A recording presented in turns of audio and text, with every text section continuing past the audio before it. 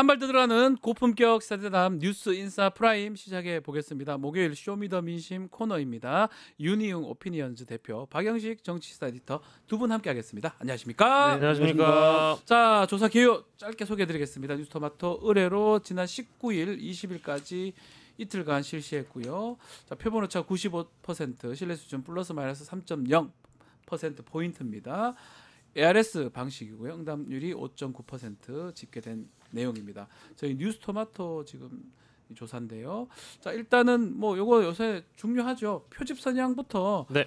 박영식 에디터 좀 짚어주시죠. 이번 조사 1,037명 말씀 주신 대로 조사했고요. 보수가 354명, 중도가 398명, 진보 성향이라고 응답한 분들이 285명으로 분포가 됐습니다. 보수가 진보보다는 그래도 한 70명 정도가 더 많은 수준이고요. 네. 중도가 약 400명에 가까웠습니다. 자, 이게 이제 중요한 대선 가상 대결입니다. 6월 3일 21대 대통령 선거 누구 뽑을 건지 4명만 했어요. 이재명, 김문수, 이준석, 권영구 후보. 어떤 결과가 나왔습니까? 예, 이재명 후보가 51.9%, 김문수 후보가 37.6%, 이준석 후보가 7.2%, 권영국 후보가 0.7%인데요. 네.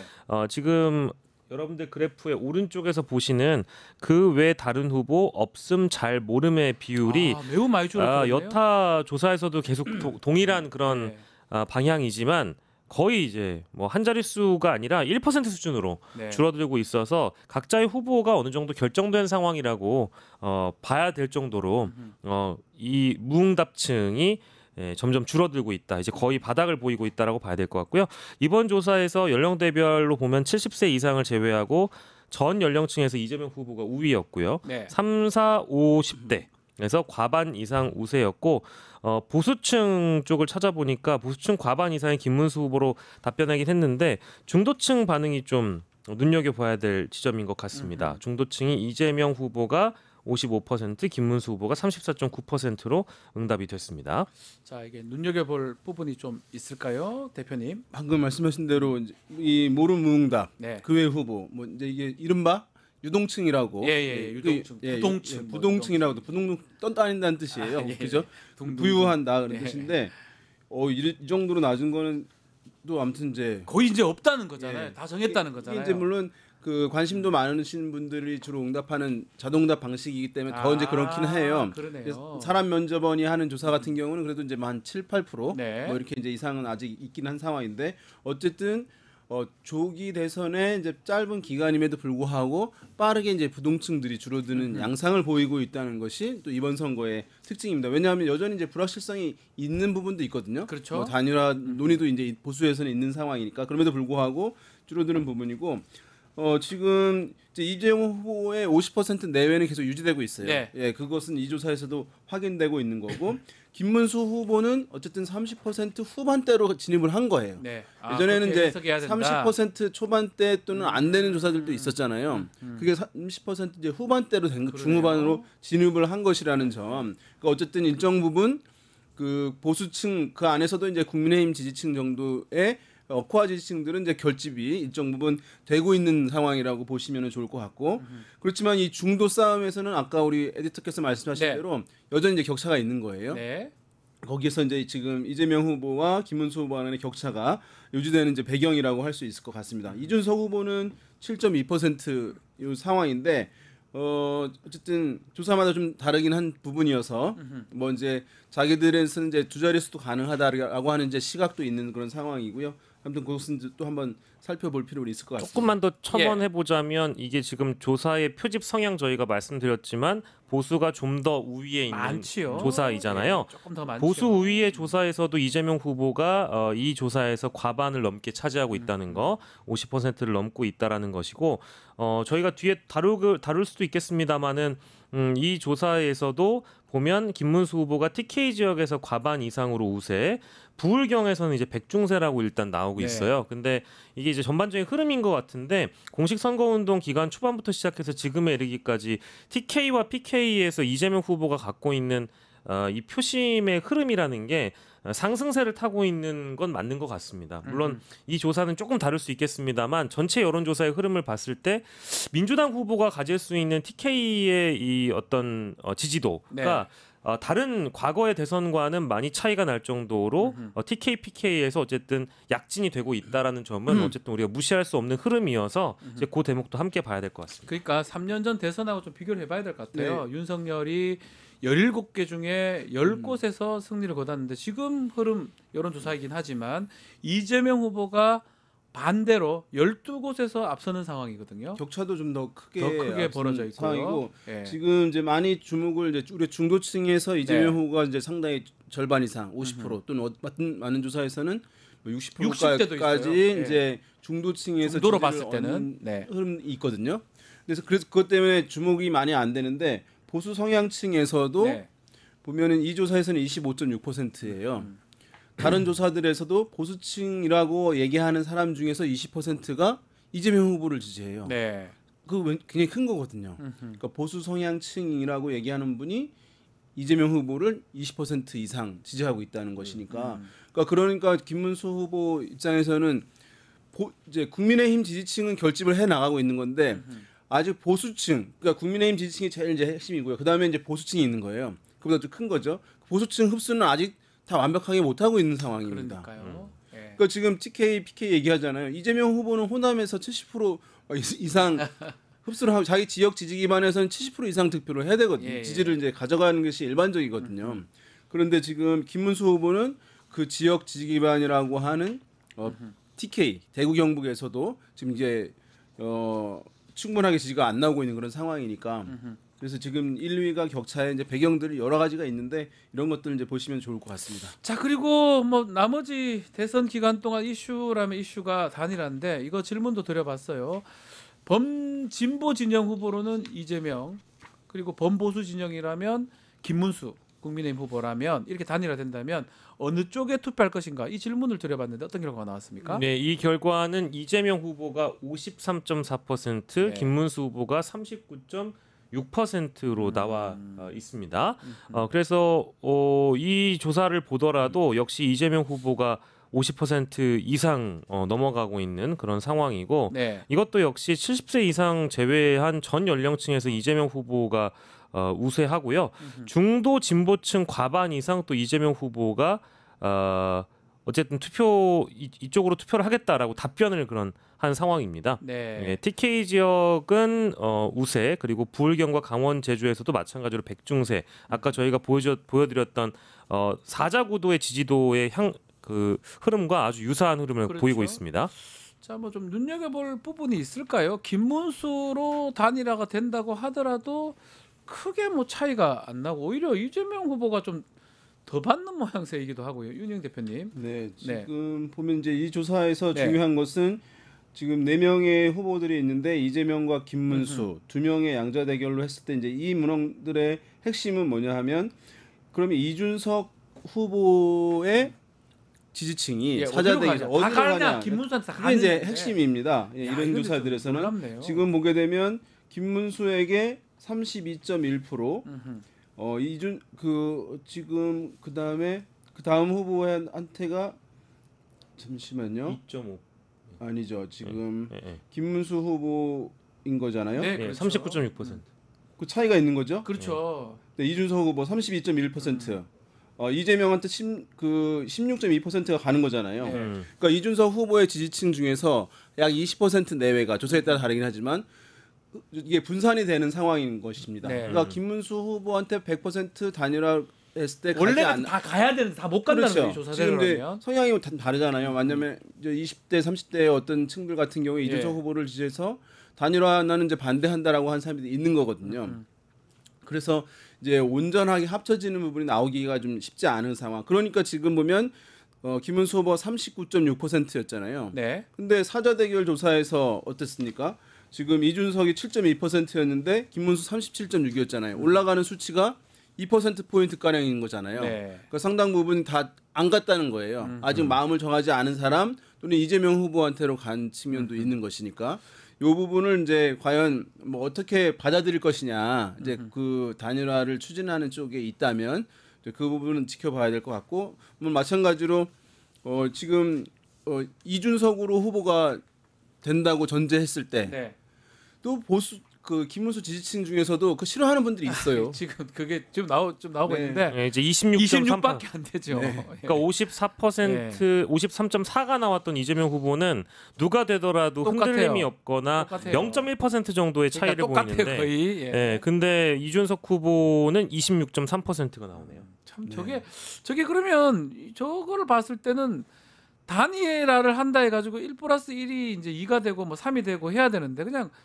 그렇게 또 그만큼 수치상 안 늘어날 가능성도 있는 거 아닌가요? 그러면? 그런 것 같습니다. 그러니까 김문수 후보 네. 아까 저희가 단일화 했을 때의 그 수치와 네. 이준석 후보로의 단일화의 수치를 그냥 이제 그림만 봐도 티가 나는 게 김문수 후보 때는 그 외 다른 후보와 없음의 비율이 저 정도잖아요. 네. 근데 이준석 후보로 바꿔주시겠어요? 네. 그러면 8.8에서 9.2로 굉장히 없음이 하고 다른 후보가 너무 많아져요. 그렇죠. 이쪽에서는 거의 배로 뛰기 때문에 그 보수층에서 이준석 후보에 대한 어떤 비호감이라든지 뭐 이런 부분이 작용해가지고 나는 차마 이준석은 못 찍겠다라는 비율이 분명히 있다라는 거죠. 그러니까 어떤 분들은 김문수 후보를 정말 보수의 정통성, 그래서 이제 보수의 또 윤석열 대통령을 이제 또 나중까지 지킬 사람이라든가 뭐 이렇게 생각하시는 분들이 있어요. 있을 수 있단 말이죠. 근데 그럼 그 가치 때문에 지금까지 김문수 후보를 지지해 왔는데 단일화 때문에 이준석 후보를 지지해야 한다. 그럼 자기 이제 소신을 허무는 거가 된다고 생각하시는 분들이 있을 것 같아요. 자기 부정을. 네. 그런 부분에 대한 이제 고민들.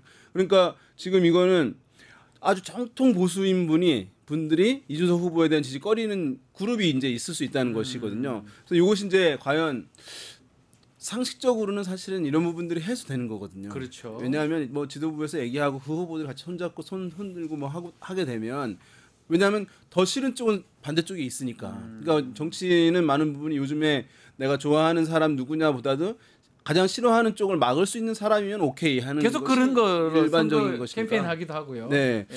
그래서 좀 줄어들 수는 있을 것 같아요. 지금 논의는 김문수, 이준석 간의 단일화를 하더라도 상당 부분이 이탈한다. 엄청난 양이 이탈하는 거거든요. 지금 사전 조사에서는 네. 정말 했을 때 그만큼 이제 이탈한다고 볼 수 있냐. 그거보다는 좀 줄어들지 않을까. 왜냐하면 나름 또 프로그램들이 있을 거예요. 이제 그 이탈을 방지하기 위한. 그래서 어떤 그 중간쯤 어디에 되지 않을까 싶습니다. 지금 이 단일화가 이제 어쩌면 이 된다면? 대선의 마지막 어떤 쟁점이나 이슈가 될 것 같은데 어떻습니까? 어제 안철수하고 이준석 만남도 있었고요. 또 한편으로는 당권을 주기로 했다 이 폭로까지 해버렸어요. 이준석 측에서. 단일화의 가능성은 어떻게 보십니까? 저희가 뭐 이제 이 순간의 네. 단일화에 대해서 단언하기는 참 어려운 것 그렇죠. 같아요. 알 그냥 수 가능성만 이제 말씀을 드리는 거니까. 그러니까 이준석 후보는 말로는 단일화를 절대 하지 않을 것처럼 그간 얘기를 해왔거든요. 근데 만나자는 사람을 딱히 뭐 막지는 않는 것 같습니다. 안철수 위원장도 따로 만나가지고 가천대에서 만나는 장면을 봤을 때, 이거는 저거는 참 특이한 장면이 둘이가 저렇게 만난다는 게 참. 뭐 TV 토론 얘기를 주로 네. 좀 많이 하기도 하고 네. 하더라고요. 근데 어쨌든 이런 장면 자체가 단일화의 가능성이나 불씨를 이준석 후보가 밟지 않는 것처럼 이미 이미지를 형성하고 있잖아요. 보여주고 있잖아요. 네. 그렇기 때문에 많은 분들에게는 이게 보수 쪽의 표가 어느 쪽으로 가야 되느냐를 놓고 판가름해 볼 때 김문수 후보도 나 이준석과 단일화 할 거다. 근데 이준석 후보는 차마 그렇게 말은 못하고 단일화를 하기 위해서 오는 인사들은 만나고는 있는 것이죠. 네. 그러니까 이게 어떤 국면과 좀 비슷하다고 봤냐면 물론 성격은 좀 다릅니다.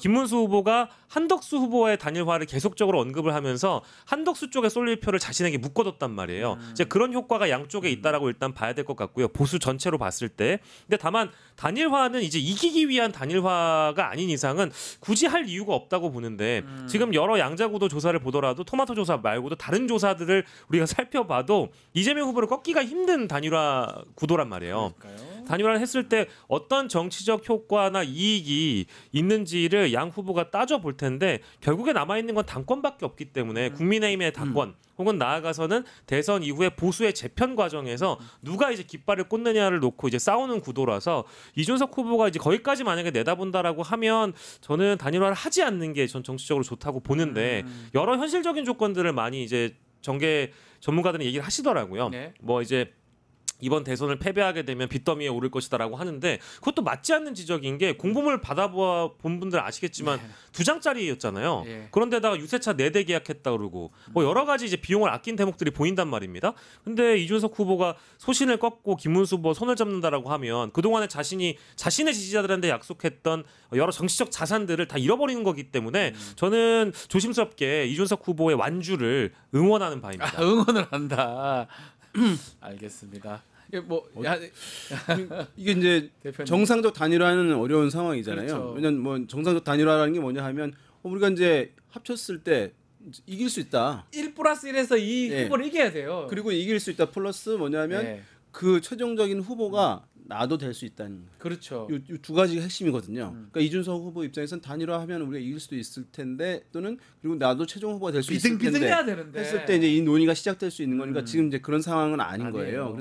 그래서 이제 나오는 거 비정상적 단일화는 뭐냐면 그러면 당권을 줄 테니 이제 협상에 의한 단일화인 것이니까 예. 그 논의가 되는 것인데 이걸 이제 폭로를 해버린 상황이에요. 그래서 이준석 후보가 단일화에 대해서 이제 입장을 여러 가지 얘기하는데 두 가지 마음이 다 있다고 보는 게 맞아요. 이런 경우에는 이준석 후보 입장에서는 기본 이제 기존은 뭐 이렇게 안 한다고 하는 부분들 또 안 하는 마음도 이제 있고 거기서 또 과실을 얻으면 되는 것이니까 네. 그렇지만 본인이 아까 말씀드린 데서 이게 이제 최종적으로 이기지 못해도 자기가 후보가 될 수도 있는 상황이 된다거나 그런 어떤 룰 협상의 제안을 받게 되면 논의를 또 안 할 이유는 없는 것이거든요. 왜냐하면 이준석 후보는 지금 이번 선거에서의 어떤 비용 문제도 얘기될 수 있지만 사실 이 제3정당으로 내년에 지방선거가 있는데 이 동력으로 지방선거에 간다라고 얘기를 많이 하시긴 하는데 지방선거에서 제3정당이 성과를 낸다는 건 정말 어려운 일이에요. 어렵습니다. 총선에서는 비례 이제 의원이 있잖아요. 그런데 이 지방선거는 광역에 있긴 하지만 딱 양당이 받지 세요. 못하니까 예. 굳이 얘기하면 이제 대구 경북에서 자치단체장을 얻는 것인데 그것도 대구 않아요. 경북의 그 양보를 민심이 양보하기가 쉽지 않아요. 않거든요. 쉽지 않아요. 그런 면을 감안하면 자기가 이제 복귀해서 이렇게 명예회복을 하는 것들을 마음에 두고 있을 수 있거든요. 네. 근데 이제 지금 상황들이 지금 뭐 원활하지 어느 것도 사실은 자연스럽지 않아서 결정을 못 내리고 있는 것인데 주목되는 것이 이제 하나 있습니다. 뭐냐면 이준석 후보의 이제 캠페인 전략을 처음에 대부분 전망하기를 이 김문수 후보를 타겟으로 할 것이다.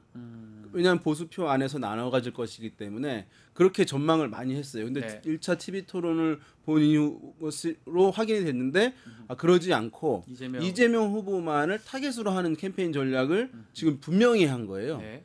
그러니까 이것은 어떻게 그럼 이 전략이 나왔을까라고 고민을 해보면 김문수 후보는 지금 지지율이 좀 오르긴 했지만 더 떨어지기 힘든 상황이에요. 네, 보수의 대표 주자로 나왔는데 여기서 보수에 더 떨어진다는 건 사실 상상하기 힘들거든요. 그렇죠. 왜냐하면 최소치를 지금 얻고 있는 상황이기 때문에 거길 때려봐야 자기한테 오는 게 많지 않다고 파악한 것 같아요. 근데 이제 이재명 후보가 중도층의 50-60%를 가져가 있고 그리고 보수층에서도 아까 말씀드린 대로 20% 이상의 지지를 가져가 있는 상황이에요. 네. 그러면 거기가 약한 골이라고 생각하는 것 같아요. 그러니까 이준석 후보 입장에서는 그래서 거기를 쳐야지 자기한테 올 부분이 있다고 판단을 이제 내린 것으로 보이고 그래서 이제 지금 그 전략을 꾸준히 해오고 있습니다. 그래서 이제 어떤 부분의 비판은 김문수 후보에게 하지만 실제로 직접적인 공격은 잘 안 해요. 이재명 후보한테만 하잖아요. 맞아요. 아마도 이제 2차 TV 토론에서도 그 기조가 유지될 것 같고 아하. 그래서 이제 민주당 쪽에서는 이것을 이번 캠페인에 이제 김문수 캠프와 이재명 캠프에서 동일한 캠페인 예. 이재명 무시 아니 이준석 무시 이준석 무시거든요. 예. 이건 또 동일하게 왔던 건데 근데 이제 이재명 캠프에서도 고민은 좀 있을 것 같아요. 이건 네. 이제 대응을 해야 될 것이냐 말아야 될 것이냐에 대한 이제 고민들이 있을 것 같은데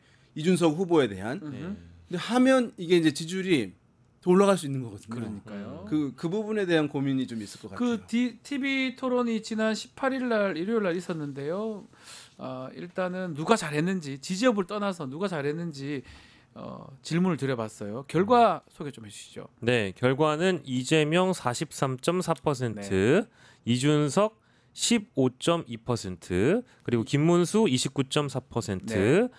권영국 6.3%, 잘한 사람 없음 2.4, TV 토론에 보지 않음 2.7 이렇게 나왔는데 1, 2, 3, 4위가 대략적으로 이제 이 지지도가 어느 정도 반영된 약간 반영. 네, 그러니까 1, 2, 3, 4등 고스란히 이제 반영이 돼 있잖아요.